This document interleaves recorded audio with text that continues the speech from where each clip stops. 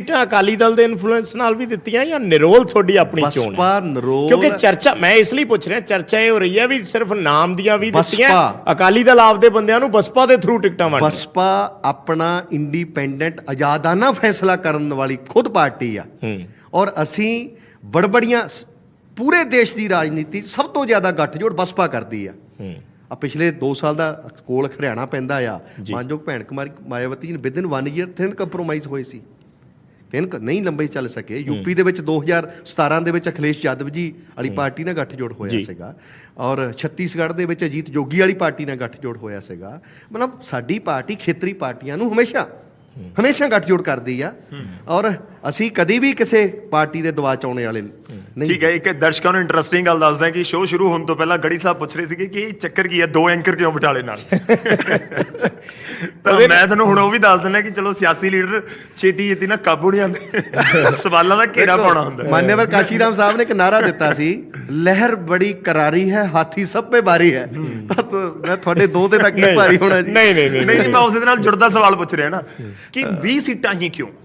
ਜੇ ਆਪਾਂ ਹੁਣ ਗੱਲ ਕਰੀਏ ਪੰਜਾਬ ਦੇ ਵਿੱਚ 30+ ਸੀਟਸ ਨੇ ਜਿਹੜੀਆਂ ਐਸਸੀ ਭਾਈਚਾਰੇ ਨਾਲ ਰਿਪਰੈਜ਼ੈਂਟ 34 ਸੀਟਸ ਨੇ, ਤਾਂ ਫਿਰ 20 ਦੇ ਉੱਤੇ ਹੀ ਕਿਉਂ ਹਾਥੀ ਰੁਕ ਗਿਆ ਗੱਠਜੋੜ ਦੇ ਸਮੇਂ? ਦੇਖੋ ਇਹ ਵੀ ਤਾਕਤ ਹੈ ਅਕਾਲੀ ਦਲ ਦੀ ਨਾ ਬੀਐਸਪੀ ਦੀ। ਸੁਣੋ 20 ਤੇ ਰੁਕਣਾ, ਵੀ ਵਿਲ ਮਤਲਬ ਕੰਪੈਰੀਜ਼ਨ ਕਰਨਾ ਚਾਹੀਦਾ ਸਾਨੂੰ। ਭਾਰਤੀ ਜਨਤਾ ਪਾਰਟੀ 23 ਸੀਟਾਂ ਲੈ ਰਹੀ ਆ ਜੀ। 1997 ਤੋਂ ਬਾਅਦ ਹੁਣ ਤੱਕ 25 ਸਾਲਾਂ 'ਚ ਬੀਜੇਪੀ ਨੇ ਦੇਸ਼ ਨੂੰ 5 ਵਾਰੀ ਪ੍ਰਧਾਨ ਮੰਤਰੀ ਦਿੱਤਾ। 13 ਦਿਨ ਦਾ ਵਾਜਪਾਈ, 13 ਮਹੀਨਿਆਂ ਦਾ ਵਾਜਪਾਈ, 4.5 ਸਾਲ ਦਾ ਵਾਜਪਾਈ ਇੰਡੀਆ ਸ਼ਾਈਨਿੰਗ ਤੋਂ ਬਾਅਦ ਉੱਡ ਗਿਆ ਸੀ।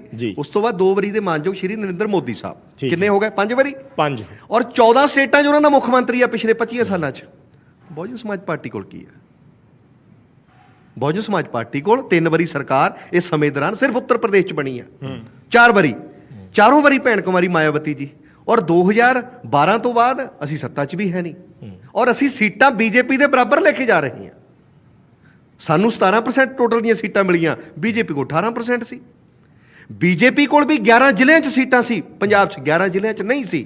ਜਦੋਂ 22 ਜ਼ਿਲ੍ਹੇ ਸੀ ਤੇ ਸਾਡੇ ਕੋਲ ਵੀ 11 ਜ਼ਿਲ੍ਹੇ ਸੀਟਾਂ ਹੈਗੀਆਂ, 11 ਜ਼ਿਲ੍ਹਿਆਂ 'ਚ ਨਹੀਂ ਆ। ਤੇ ਪੰਜਾਬ 'ਚ ਅਕਾਲੀ ਦਲ ਨਾਲ ਗੱਠਜੋੜ ਦੀ ਕੋਈ ਖਾਸ ਵਜ੍ਹਾ, ਅਕਾਲੀ ਦਲ ਨੂੰ ਹੀ ਚੂਜ਼ ਕਰਨ ਦੀ, ਜਾਂ ਕੋਈ ਹੋਰ ਆਪਸ਼ਨ? ਬਹੁਜਨ ਸਮਾਜ ਪਾਰਟੀ ਹਮੇਸ਼ਾ ਖੇਤਰੀ ਪਾਰਟੀਆਂ ਨੂੰ ਨਾਲ ਲੈ ਕੇ, ਮਾਨਯਵਰ ਸਾਹਿਬ ਕਾਸ਼ੀ ਰਾਮ ਜੀ ਦੀ, ਮਾਨਯੋਗ ਭੈਣ ਕੁਮਾਰੀ ਮਾਇਆਵਤੀ ਜੀ ਦੀ, ਇਹ ਰਾਸ਼ਟਰੀ ਪਾਲਿਸੀ ਆ ਕਿ ਨੈਸ਼ਨਲ ਪਾਰਟੀਆਂ ਕਾਂਗਰਸ ਔਰ ਬੀਜੇਪੀ ਔਰ ਖੇਤਰੀ ਪਾਰਟੀ ਆਮ ਆਦਮੀ ਪਾਰਟੀ, ਇਹ ਤਿੰਨੋਂ ਹੀ ਪਾਰਟੀਆਂ ਜਿਹੜੀਆਂ ਪੰਜਾਬ ਦੇ ਵਿੱਚ ਹੱਲਾ ਗੁੱਲਾ ਕਰਨ ਦੀ ਕੋਸ਼ਿਸ਼ 'ਚ ਹੈ। ਤਿੰਨਾਂ ਦੀਆਂ ਜਿਹੜੀਆਂ ਪਾਲਿਸੀਆਂ ਆ ਉਹ ਦੇਸ਼ ਵਿਰੋਧੀ ਆ, ਸਮਾਜ ਵਿਰੋਧੀ ਆ, ਮੁਲਾਜ਼ਮ ਵਿਰੋਧੀ ਆ, ਵਿਦਿਆਰਥੀ ਵਿਰੋਧੀ ਆ। ਔਰ ਅਸੀਂ ਉਹਨਾਂ ਖੇਤਰੀ ਪਾਰਟੀਆਂ ਨੂੰ ਨਾਲ ਲੈਂਦੇ ਜਿਨ੍ਹਾਂ ਦੀ ਸਰਬਜਨ ਹਿਤਾਏ ਸਰਬਜਨ ਸੁਖਾਏ। ਔਰ ਸ਼੍ਰੋਮਣੀ ਅਕਾਲੀ ਦਲ ਦੀ ਸਰਬੱਤ ਦਾ ਭਲਾ ਹੈ, ਦੋਹਾਂ ਦਾ ਮਤਲਬ ਵੀ ਇੱਕੋ ਨਿਕਲਦਾ। ਤੇ ਸਰਬਜਨ ਹਿਤਾਏ ਸਰਬਜਨ ਸੁਖਾਏ ਦਾ ਗੱਠਜੋੜ ਸਰਬੱਤ ਦੇ ਭਲੇ ਦੀ ਵਿਚਾਰਧਾਰਾ ਵਾਲਿਆਂ ਨਾਲ ਹੋਇਆ ਜੀ। ਤੇ ਜਿਹੜਾ ਤੁਸੀਂ ਜ਼ਿਕਰ ਕਰ ਰਹੇ ਹੋ, ਪਰ ਸਵਾਲ ਇਸ ਦੇ ਵਿੱਚ ਇਹ ਵੀ ਹੈ ਕਿ ਰਵਨੀਤ ਬਿੱਟੂ ਦੀ ਇੱਕ ਸਟੇਟਮੈਂਟ ਸੀ ਗੱਠਜੋੜ ਤੋਂ ਬਾਅਦ, ਬੀਐਸਪੀ ਨੂੰ ਵੀ ਕਿਤੇ ਲੱਗਿਆ ਕਿਤੇ ਜਾ ਕੇ। ਤੁਸੀਂ, ਮੈਂ ਦੁਬਾਰਾ ਦੁਹਰਾਵਾਂ ਜਾਂ ਯਾਦ ਹੈ? ਤੁਸੀਂ ਇੱਕ ਸਵਾਲ ਕੀਤਾ ਕਿ ਡੈਂਟ ਕਿਉਂ ਨਹੀਂ ਪਿਆ ਚੰਨੀ ਦੇ ਨਾਲ। ਕਿੱਦਾਂ ਪੈਂਦਾ ਡੈਂਟ?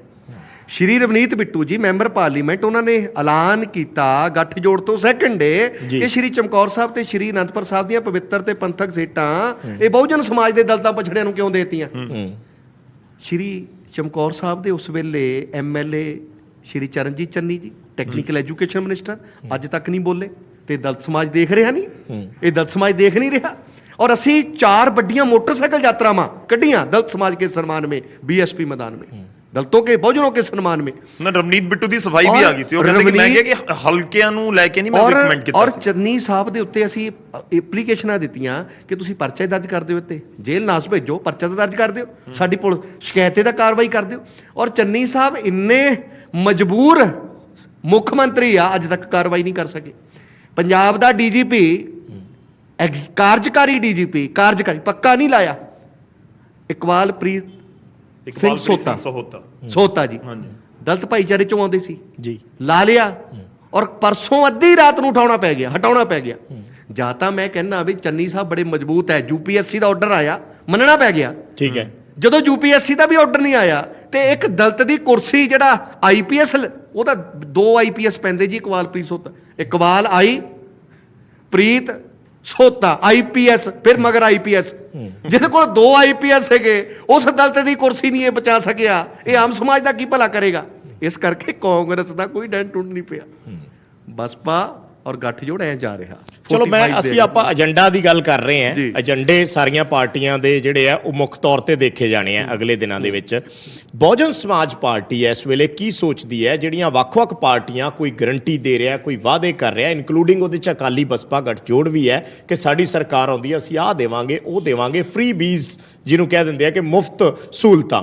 ਸੋ ਤੁਸੀਂ ਆਪਣੀ ਪਾਰਟੀ ਵੱਲੋਂ ਉਸ ਚੀਜ਼ ਦੀ ਸਪੋਰਟ ਕਰਦੇ ਹੋ ਜਾਂ ਇਹ ਸੋਚਦੇ ਹੋ ਵੀ ਨਹੀਂ ਜੀ ਇੱਕ ਏਜੰਡਾ ਦੇਣਾ ਚਾਹੀਦਾ ਕਲੀਅਰ, ਜਿਹਦੇ ਨਾਲ ਆਪੇ ਲੋਕ ਆਪਣੀ ਜਿਹੜੀ ਵਿਵਸਾਇਕ ਹੈ ਉਹਨੂੰ ਵਧਾ ਸਕਣ? ਬਰਾੜ ਸਾਹਿਬ ਜੀ, ਸੰਸਾਰ ਪੱਧਰੀ ਹਕੂਮਤ ਚਲਾਉਣ ਦਾ ਇਹ ਸਿਧਾਂਤ ਹੈ, ਜਿਹੜੇ ਲੋਕ ਕਿਸੇ ਜਾਤੀ ਕਿਸੇ ਧਰਮ ਦੇ ਹੋਣ, ਜੇਕਰ ਉਹ ਆਰਥਿਕ ਤੌਰ ਤੇ ਬੜੇ ਨਿਘਾਰ ਵਾਲੇ ਹਾਲਾਤਾਂ 'ਚ ਰਹਿ ਰਹੇ ਤਾਂ ਉਹਨਾਂ ਨੂੰ ਸਮਾਜਿਕ ਸੁਰੱਖਿਆ ਮਿਲਣੀ ਚਾਹੀਦੀ ਆ, ਸੋਸ਼ਲ ਸਿਕਿਉਰਿਟੀ ਮਿਲਣੀ ਚਾਹੀਦੀ ਆ।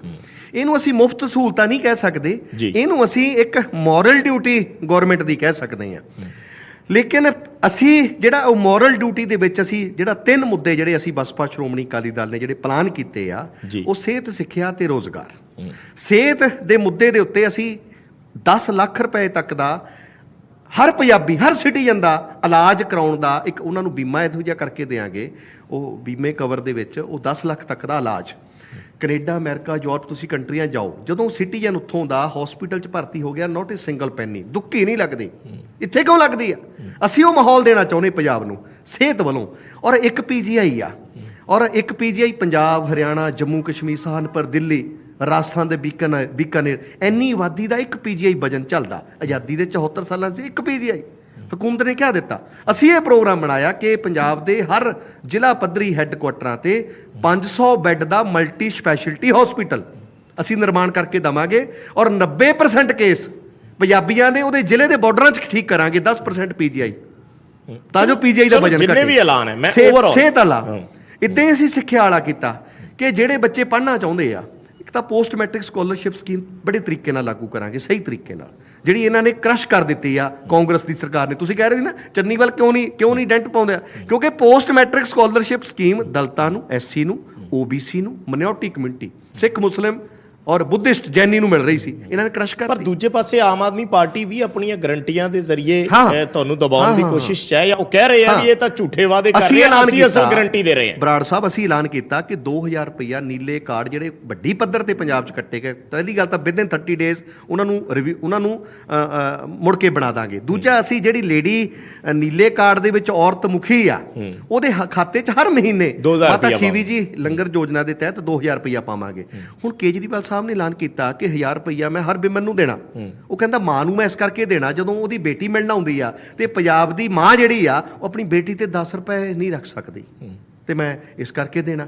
ਉਹਨੂੰ ਪੁੱਛਣੇ ਵਾਲਾ ਹੋਵੇ, ਮਾਂ ਤਾਂ ਪੇਟੀ ਦਾ ਦਾਜ ਵੀ, ਜਦੋਂ ਕੁੜੀ ਵਿਆਹਣ ਜੋਗੀ ਹੁੰਦੀ, ਆਪਣੀ ਮਾਂ ਦਾ ਉਹ ਪੇਟੀ ਦਾ ਦਾਜ ਸਾਰਾ ਹੀ ਆਪਣੀ ਕੁੜੀ ਦੀ ਪੇਟੀ 'ਚ ਰੱਖ ਦਿੰਦੀ ਹੈ। ਔਰ ਮਾਂ ਜਦੋਂ ਮਰਨ ਲੱਗਦੀ ਆ, ਰਹਿੰਦੀ ਮੁੰਡਿਆਂ ਬਹੂਆਂ ਨਾਲ ਹੈ, ਤੇ ਮਰਨ ਲੱਗੀ ਕਹਿੰਦੀ ਹੁੰਦੀ ਮੇਰੀ ਪੇਟੀ ਮੇਰੀ ਕੁੜੀ ਨੂੰ ਦੇ ਦਿਓ।